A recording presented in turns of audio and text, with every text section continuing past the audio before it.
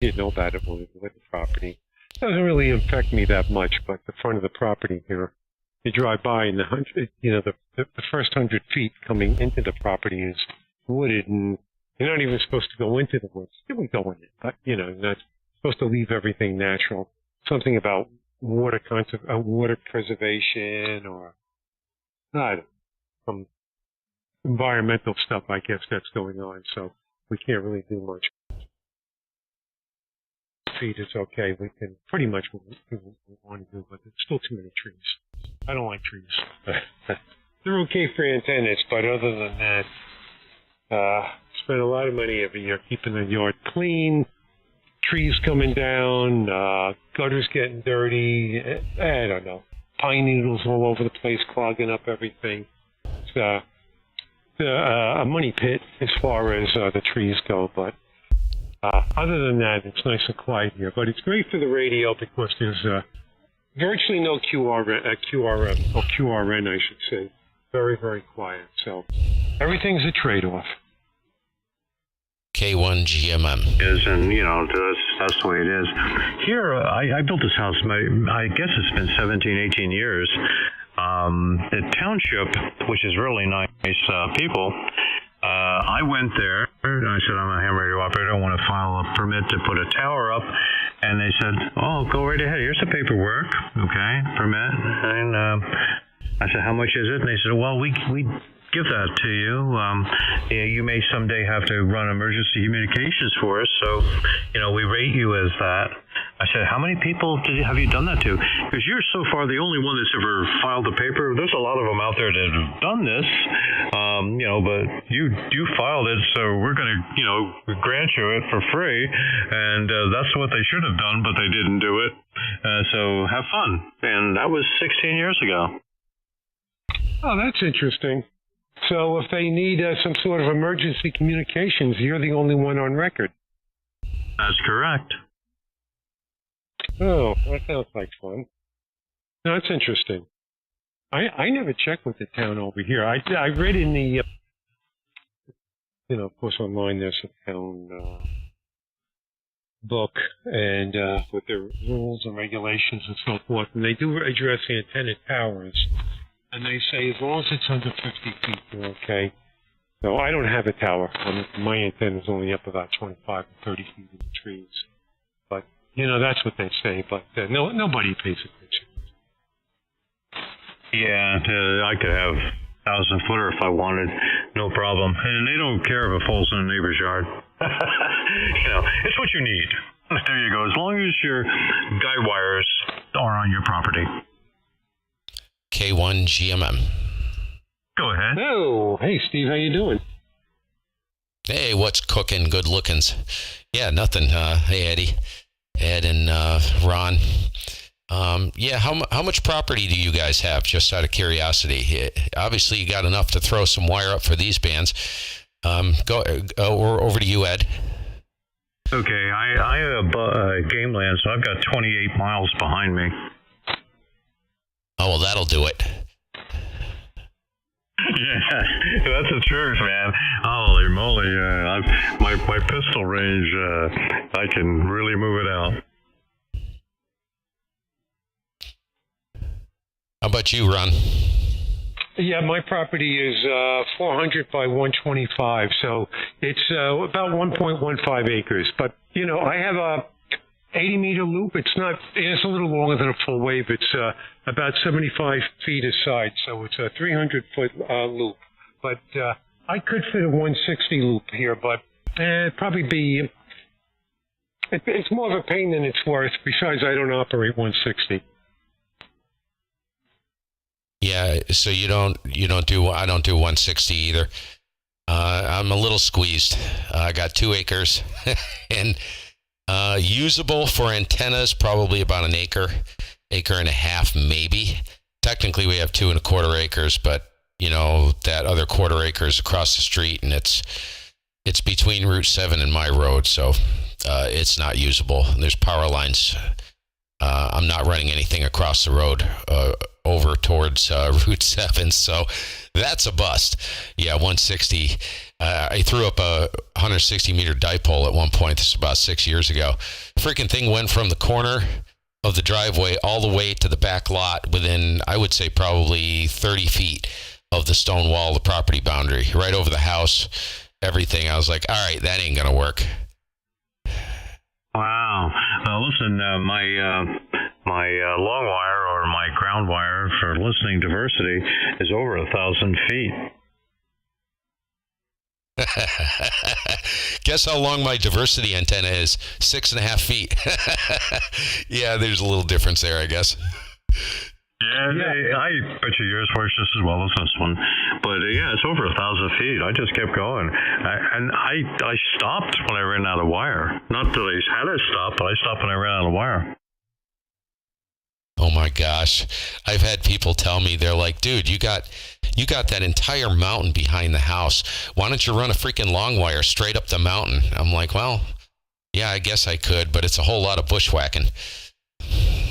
It works pretty good, Ron. I just turned it on now because it reminded me.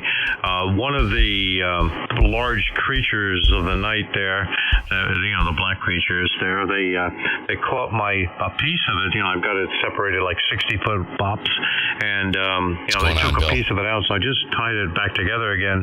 I was out there, but it works okay. I guess it would work, like at 200 feet. I guess it would work at 100 feet, but I just had that wire and I just kept on walking, and the wife says, boy, what a beautiful evening, look at this here, you're out in the woods and blah blah blah, why are you dragging that?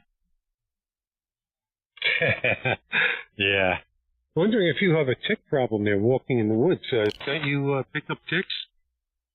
Deer ticks are rampant. I just had to take a little dog today to the vet. He has a bot, B-O-T. He had one of those, which is a fly embedded, in an egg or something like that in his fascia, and it was growing in there, and they had to cut that out. Oh wow, yeah, that's ugly. Yeah, of course we spray the yard, but I don't go in the yard much, so it's just so dangerous. I don't know if I should use the word dangerous, but those deer ticks, they carry some nasty diseases, and I just don't want to. I don't risk going through that. Steve, just quickly, I think the other night I said that I kind of made not a negative comment, but I said that something was different with your audio, because I know you're using a different mic, but when I went off the air that night, I realized I never turned my bass speaker on, so I was getting no lows from you. So you can ignore what I said the other night. You got plenty of lows. I just didn't have. Sometimes I forget to turn the bass speaker on. So you got plenty of low end over there. Don't worry about it, dude. I don't pay much attention to anything. No offense. I don't pay any attention to anything people say. I always check my audio on. I have a K1VL, a superb web SDR, literally 25 air miles from me. So I'll whack that thing and I'll check it. So I know. And that's what it comes down to. If somebody's, who was I talking to a couple nights ago?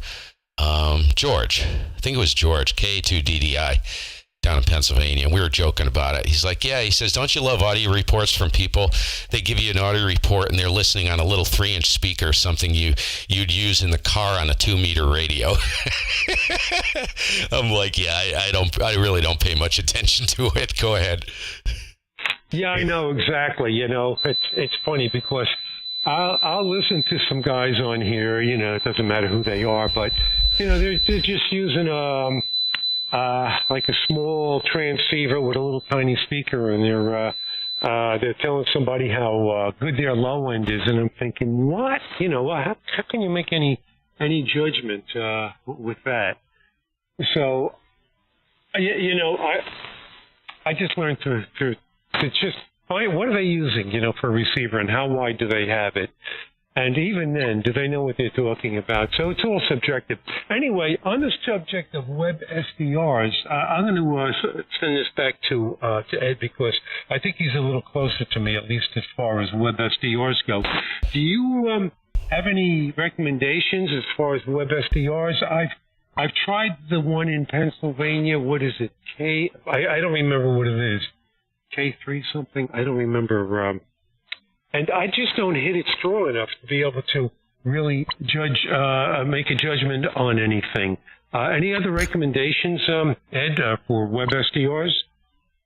Okay, this is what I do. I listen to only the web SDRs like in India or Germany or, even Australia. I turn them on and listen for myself, okay? And if I hear myself, I start calling CQ towards them, and I have a conversation. So Germany is the same way. When I work all the Germans or anything like that, I really don't have to listen locally, but I can, and that's what I do. So I'm not the person to talk to about that. I do the exact opposite. I don't listen to myself. I listen for the other stations.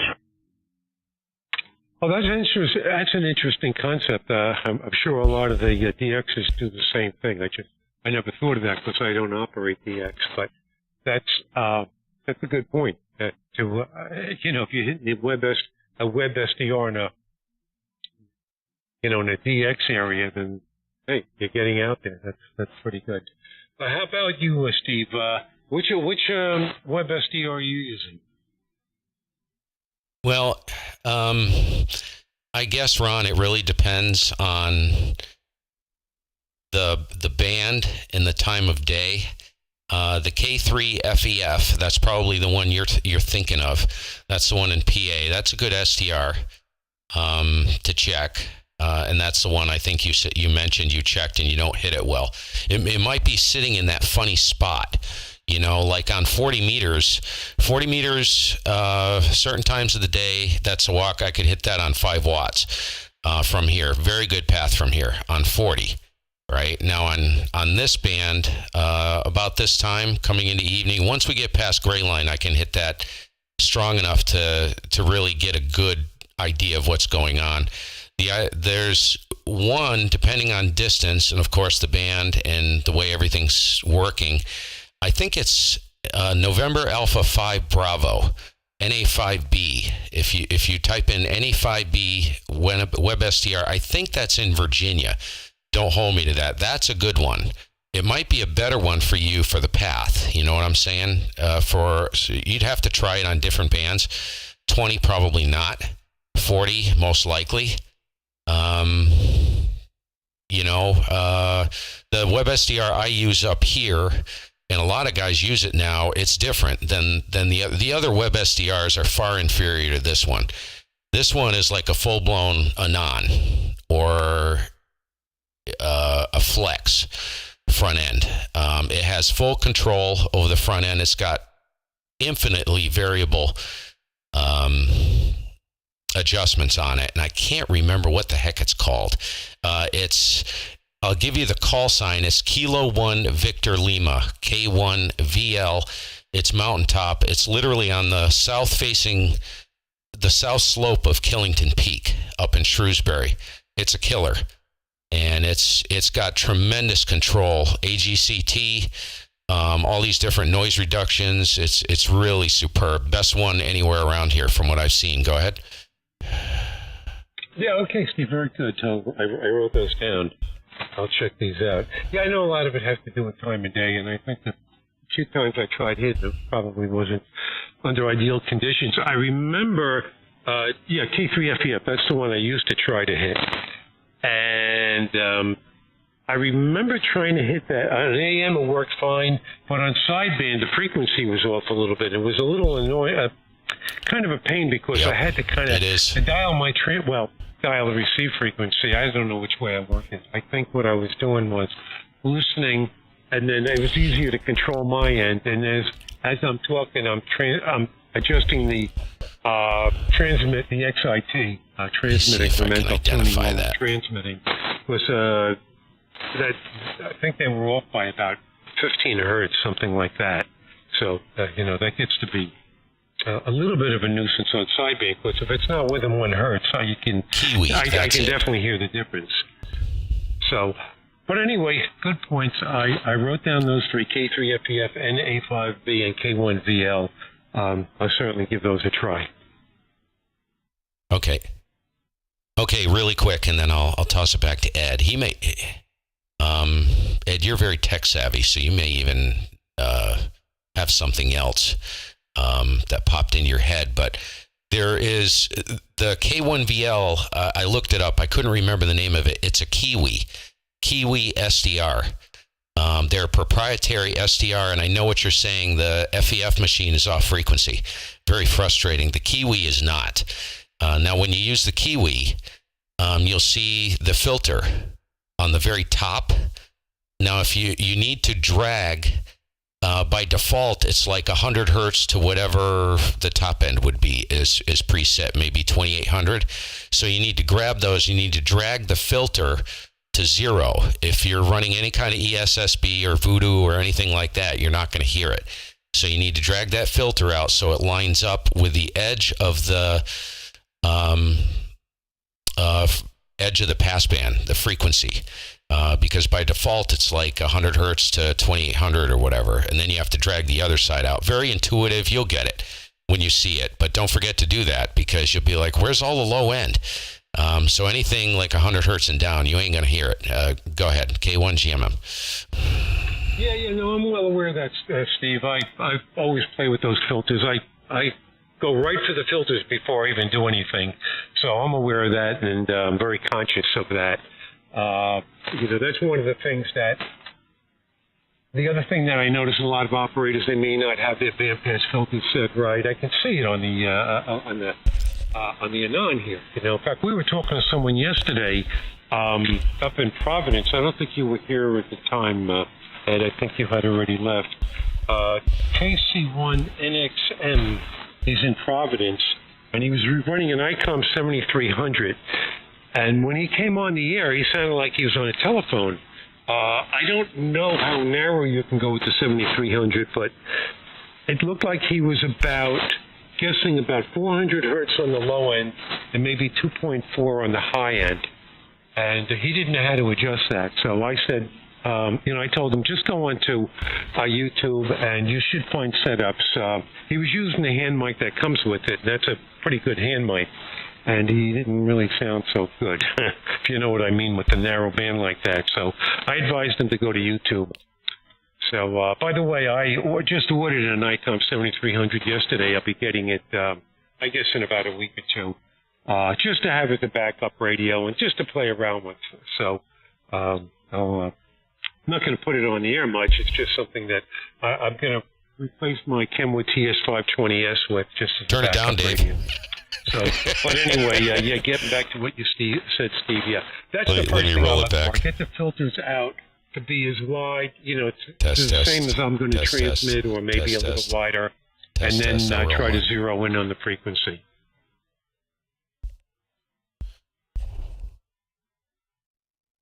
Yeah.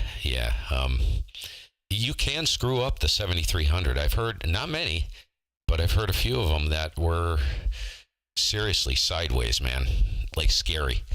I don't know what they were doing. That's probably what they were doing. They had them pinched. They'll pinch down pretty narrow.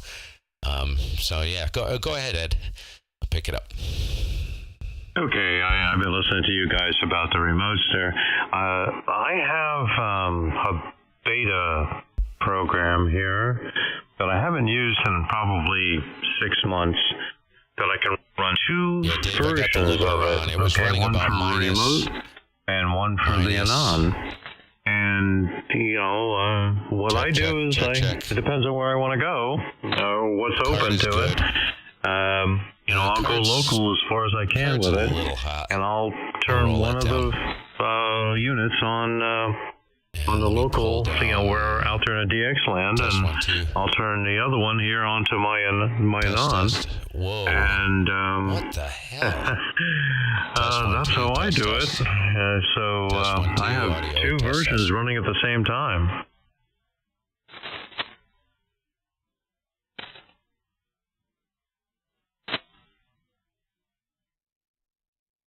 Yeah, go ahead and pick it up, Ron. I'm pushing a stream here and I'm farting around. And I heard everything you said, Ed. I got it. But they said my audio is really hot on the stream, so let me see if I can sort that out. Everything was, I got it wound up a little too tight. Go ahead, Ron. It's perfect. Okay, very good. Well, it's going on 6:30 right now, so I'm going to get out of here. Test 1, 2, test. Got on here kind of late, but usually it's 6:30. The YL, I tell them that. Yeah, I test. I wouldn't stay on here past Test. that. That's minus 10 dB. Anyway, good running into both of you. 10 dB below clipping. And I'll check Test out 1, 2, those test. web SDRs tomorrow, maybe if I get some time. So anyway, yeah, I know, Steve, you can screw up any radio if you try. So unless of course they have no controls. Well, even then, who knows? 73 is gonna get out of here. So K1GMM and MP2G WB2RON is clear for the night. Good night, guys. Bye-bye, Ron. Hey, good night, Ron. Have a good one. Hey, Ed, so you work a lot of DX, don't you? I take it you do. Do you check? I got to start doing this. I know about it, but I never seem to remember to do it. Like if I'm going to try and work into Europe or something like that, I need to hunt down some web SDRs and just check to see if the frequency I'm calling on is occupied over there. You know what I'm saying? Because sometimes I've gotten in there and called CQ, and the guys are like, yeah, there's some heavy QRM right in the passband of where you're at. Now, I can't hear them, but they can over there. So I was wondering if you ever do that. You probably do, right? Oh, absolutely. That's the other answer to the question. Always find a blank spot for it, and call CQ then. Not until then. And that works really, really good. It's a different mic, I move Dave. Around just looking for that. Very I look for mic. what they've occupied, and then I move to where where they are not occupied. No clip. And I'll work all the time that way. So let me just turn it down on the stream. Yeah, how successful are you at that? Would you say about 90%? When you head down that road, I remember, gosh, dude, this was, I don't know, 3 or 4 years ago, 3 years ago maybe. Lose track of time. I was working some DX in the DX window, just below here, right? And I was playing with a new antenna, and I stumbled upon like an interesting little thing. You can actually check the pattern of your antenna. So I was working a few guys, and I had a guy come in, and he says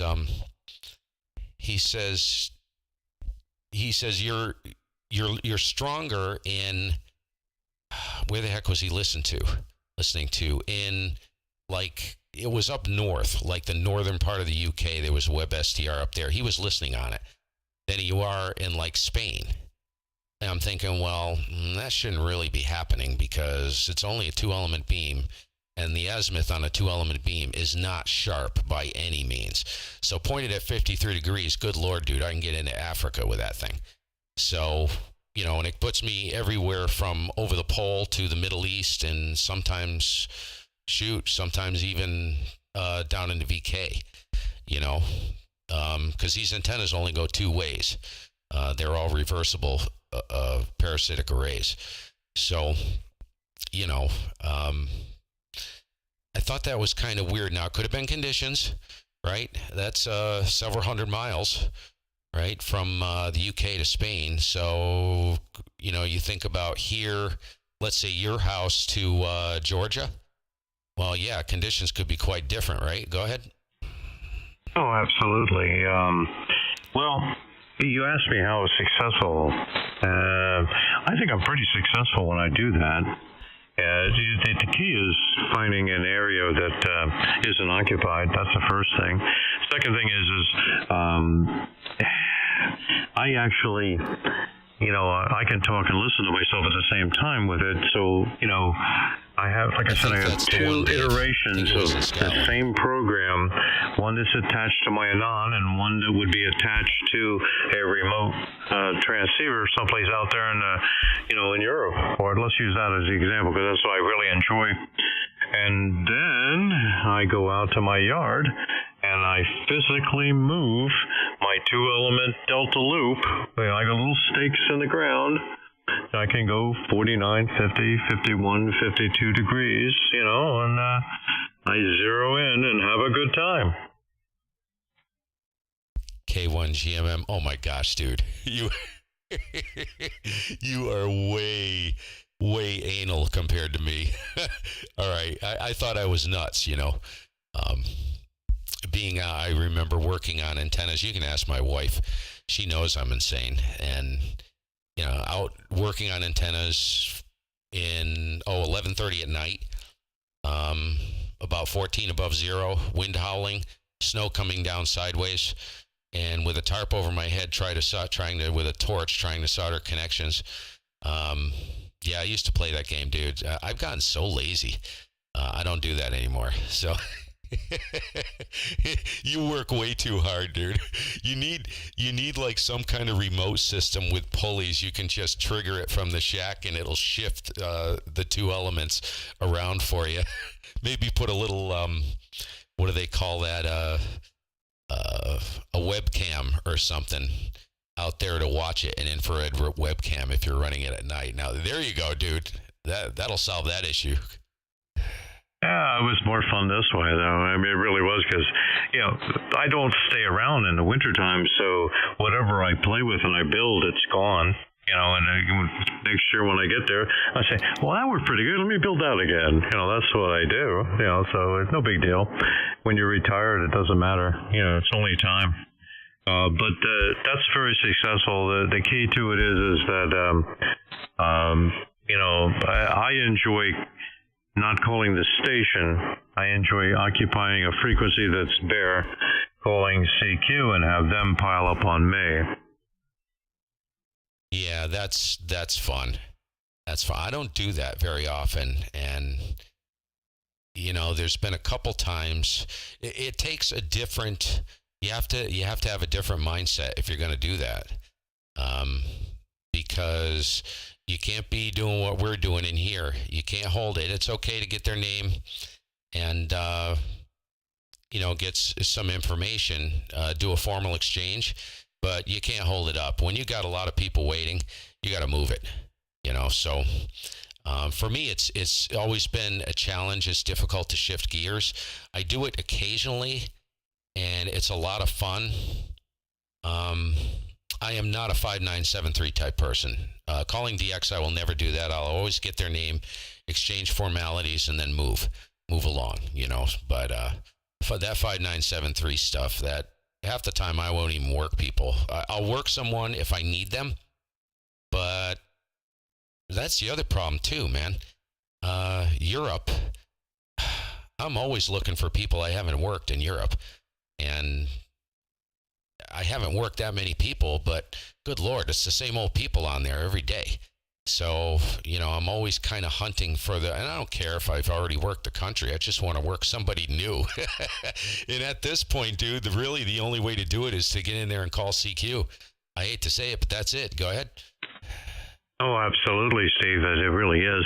Well, I enjoy some of the conversations, either Ireland, England, what have you, like that. And England's got this, let's call it a learner permit or something like that for ham radio, and they restrict the transmit energy to like 40 or 50 watts. So, I mean, you don't have big dogs there yelling and screaming down there. So I enjoy working them. And if I can hear them locally, okay, but most of the time I can't because they're so friggin' weak, but they can hear me. So, I'll work all the little ones that I can, and, that'll be doing it. Now, see, I'm running, like I said, 2 versions, so I have the audio on both on receive, so what I'm missing on one receiver, I'm hearing on the other. Yeah, exactly. Yeah, there you go. what was I just thinking? Yeah. Oh, here's the other thing, right? This is something that I cannot remember to do. So you're in there working, right? And you have a bunch of people wait. You know people are waiting because you just heard like 5 to 10 people call you. So you picked up a call, and then you get into the madness, and it keeps going. And let's say it goes on for, I don't know, 20 minutes, half hour, whatever. And I always try to remember to shut everything down and look for QRP and mobiles, because there's a lot of QRP and mobile stations that try to get in. I know there are. I worked a bunch the last time I did this. I don't know, what was it, 3 weeks ago, a month ago maybe? And God, I was in there for almost 2 hours nonstop, just banging away. And fortunately, I heard a mobile station, but I forgot all about the QRP stations. And I did work some that were only running 9 watts, 10 watts. They were fortunate, you know. It was just a lull, and I heard a weak station in there. But, you know, if you're going to do that, I almost have to make a freaking I'm a Post-it note freak, man. Take a Post-it note, stick it on the thing, so when I'm looking at the display, I look right at the Post-it note. You know, if I'm going to do this, stick a Post-it note on there, say, you know, check for QRP and mobiles, because these guys want to work, you know, they work hard to get out. So it's nice if you can at least give them a chance. You know what I mean? Open the door for them. Go ahead. Oh, I do that too. I enjoy that. You know, same idea. It's okay. Like I said, when you're running 2 versions, I don't know which one's stronger. The remote one or the local one. You know, it's hard to say. You know, you understand what I'm getting at. So your signal is 5.2, 5.3, 5.4. You know, okay. But you know, God only knows. You know, I don't compare. I don't read the both S meters. I just say that's what it is, and go from there. But yeah, the weak guys, I love it. It really is. It's the way to go. So listen, I'm going to go. I got a little project to do. I can see it coming here. Have a good one. And I'm like I said, I don't use the local SDR radios. I really should. Be good. 73s NP2G. Yeah, you too, Ed. Have a good evening, man, and enjoy your dinner if you haven't had it yet. I'm waiting for the wife and the daughter to get home.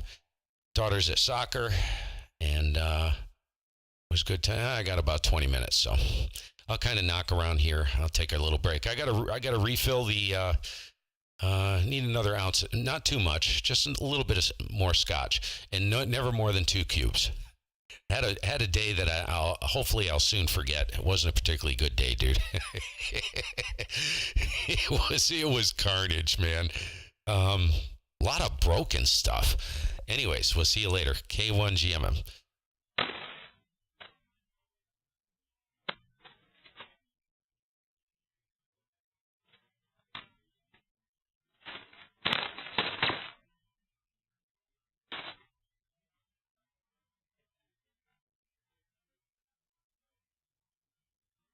All right.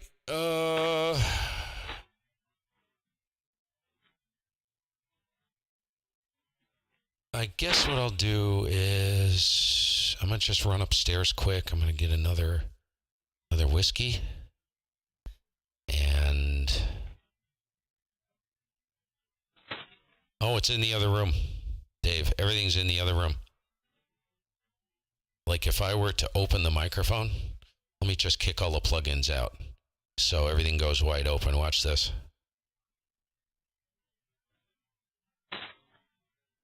Yeah, that's all the plugins are out on the microphone. No gate, no nothing. That's how quiet the shack is. Check that out.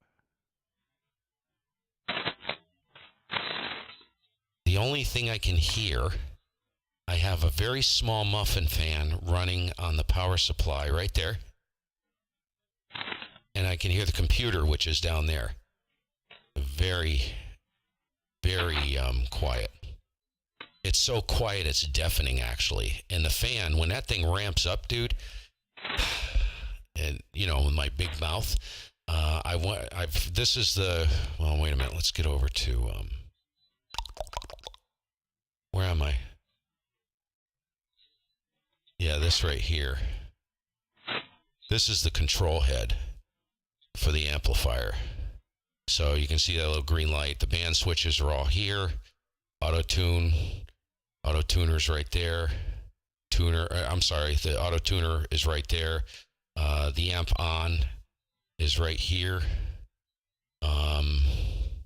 It's got 4 antenna ports, so this is the antenna selector, and it's got 2 inputs for 2 different radios, and that's the antenna selector. And then the meters, you can look at forward drive amperage, I believe it's current draw, temperature, volts on the PA running at 45 volts, SWR, and ALC. I usually leave it on SWR. So, yeah, the amplifier is like probably about, it's like a cube. It's probably that big. Well, it's 14 by 15 inches. So it's probably like this and about like that, right? Well, you can't see it because about like that.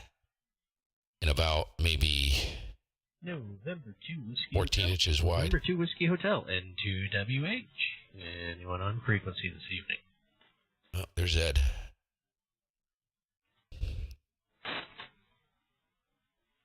What's going on, Ed?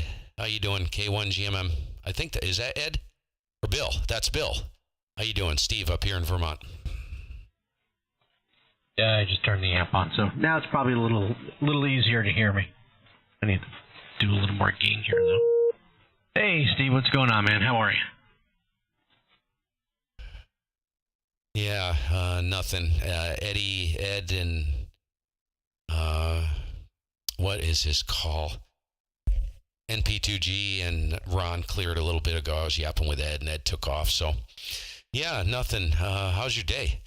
Did you have a good day? And what'd you end up doing? You working or playing? It's always working. Always working. And you're thinking about WB2RO and Ronnie out there on Long Island. So, yeah. No, it's another day of work. One more day to go. Fortunately, it's a short week this week. Yeah, my wife is on vacation, so she's been tormenting me all week. And, or I think it's the other way around, dude, really. But, she said to me today, she says, I don't want to go back to work. I said, I don't blame you. I mean, she is loving it. We really didn't do anything. We've just been hanging around, you know? And she's been having a great time. I said, don't you want to go do something?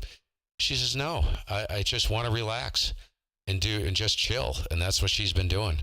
So she's had a really nice week. You know, we spent some time together. We're going out to breakfast and blah, blah, blah. And very relaxing, which is what she needs. You know, I want her to do what she wants to do. You know, I don't want to push her to, you know, sun up to sundown, because that's what she does anyways. So, whatever. Yeah, so that's it for here. Had a major malfunction on the car today. I was pulling out of, dropped my daughter off at work in Manchester, and all hell broke loose in the car. I rolled up to the stop sign coming out of the parking lot for TJ Maxx where she works, and I felt the ABS chatter in the foot pedal. I heard it, and then all the lights lit up on the dashboard. All kinds of crap: traction control, ABS, airbag, something on the steering wheel, parking brake error. I was like, what the frick?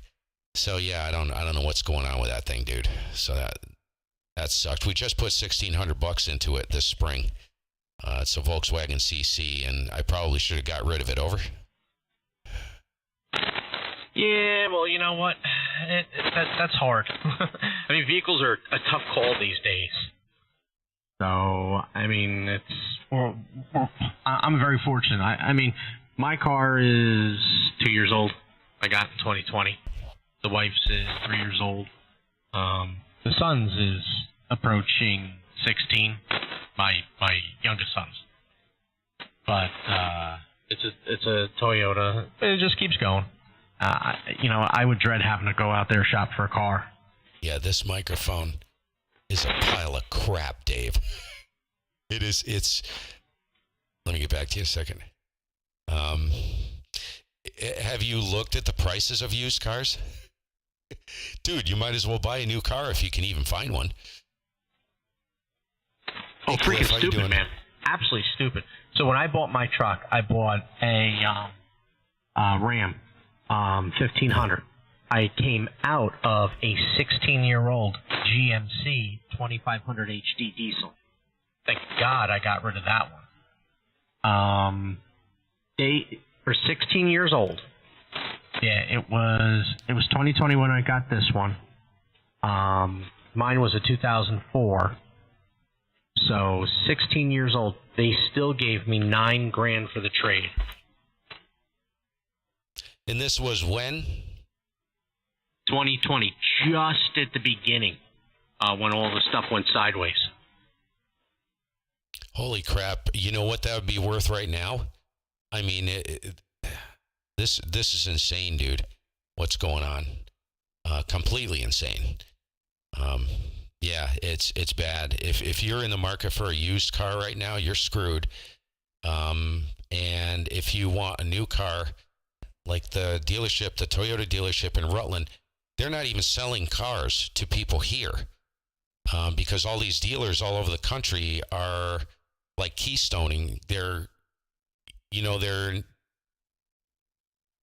jacking the prices up on the vehicles so high, and Alderman's up in Rutland refuses to do that. So they're still selling them at whatever it is, such and such above dealer cost, right?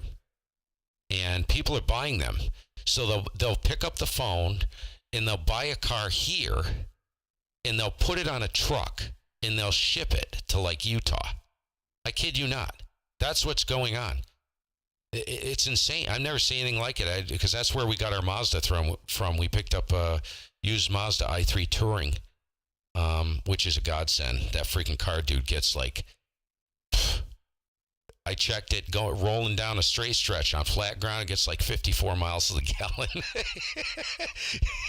It sounds like a weed whacker engine, but, it's got no balls. Super comfortable car, and it drives like a go-kart, man. Fun car to drive, but, I was talking to the dealer, the salesman up there, and a whole truck came in when we went up to pick up the car. There was a car carrier there, and they were offloading the vehicles. I said, "Oh, cool, you got vehicles?" And he says, "Oh, no, these are sold already." He said, "These are, we have to go through them and do our thing, and then we're basically packaging them up, and we're sending them across the country. People purchase them from all over the country." Go ahead. Yeah, my son, my oldest son traded in. He had a GMC Sierra, a 1500. And the thing was basically rotting out from underneath. It was a 2011. They gave him $10,000 for his. So it's like doing stupid money out there. I mean, people are they're crazy over this crap. I'm lucky that, I got what I did when I did. I hit it right at the right time before things went nuts.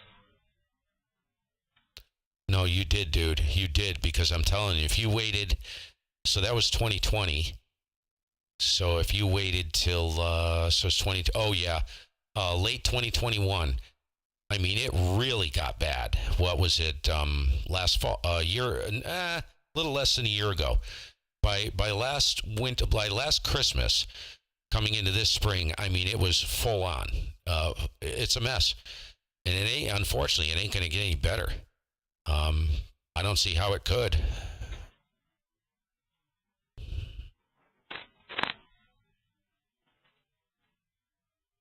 And we've always been ones that we literally drive our cars into the ground. I mean, we're not turners. I used to be a turner and burner. I actually used to work for a car dealership back turn of the century. It's funny to say that. But I worked in IT for a big dealer group. And I used to go through leases like they were going out of style. Every 2 years I'd flip them. And finally I'm just like, you know what? I don't want to do that anymore. So then I bought a truck, and at that point, You know what?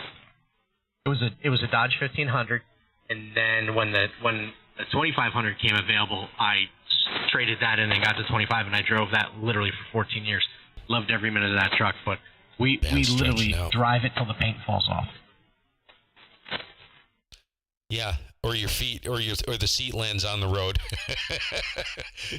You're doing the old Fred Flintstone. You got a Fred Flintstone mobile, right? Go ahead.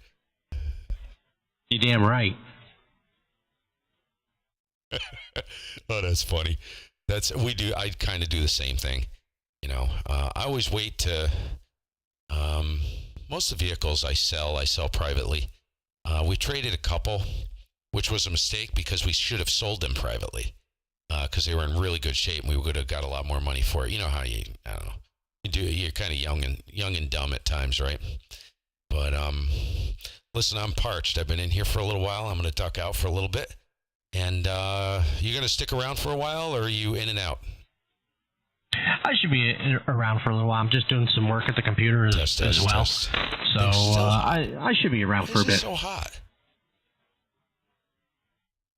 Okay, I'm gonna put it in park.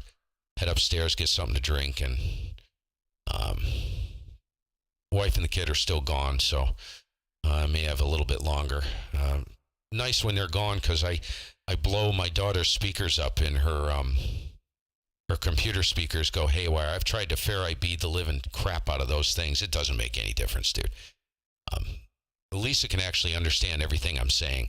The antenna is a Delta, and it's out in the front yard, and it's not very far from the house. It's probably 40 feet, 50 feet, so I'm pushing about 400 right now, kind of idling around 400. And if I push it to like 700-800 or a kilowatt, holy crap. I mean, the speakers practically jump right off her desk. So I'll tell you what, when she's gone, I take advantage of this. That's why I'm in here. Anyways, if you're around, I'll catch up with you in a little bit. If not, have a good evening. Nice to hear you, Bill. K1GMM. Sounds good, man. We'll catch up with you shortly. By the way, your buddy K1VL is Kiwi SDR receiver. That thing is freaking amazing. I mean, freaking absolutely outstanding amazing. That thing picks up a 10-watt transmitter, one of those tertiary transmitters like the stupid highway beacons, picks up a 10-watt beacon out of Jersey City, New Jersey on the Hudson River.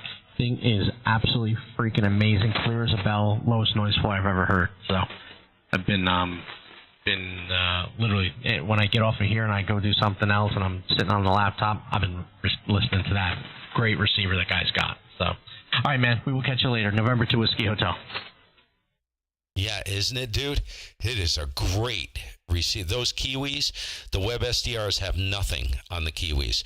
When I found out that was a Kiwi, actually, who told me? A W1JWC, I think. Jerry told me, he says, yeah, you know, there's a web SDR up on Killington.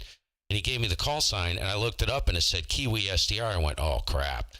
That is a killer. Those Kiwis, dude, are equal to like an Anon or a Flex or a Sun. They're better than a Sun front end.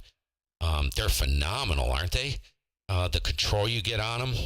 Plus, not to mention, dude, he's on the south face of Killington Peak. Shrewsbury sits right on the face of, it's technically Shrewsbury Peak.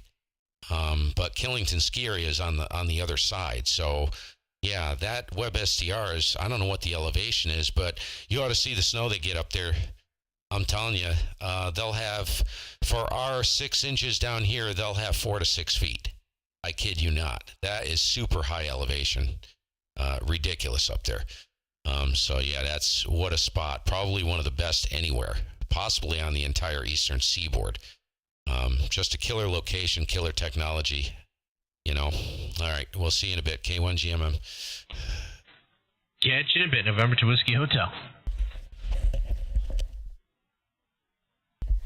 All right, you guys, I'm going to run upstairs. I'm going to leave it streaming. Maybe some more guys will come in. If they don't, I come back down. Nobody's in. I will kill it. All right? Actually, I'm going to kill it now.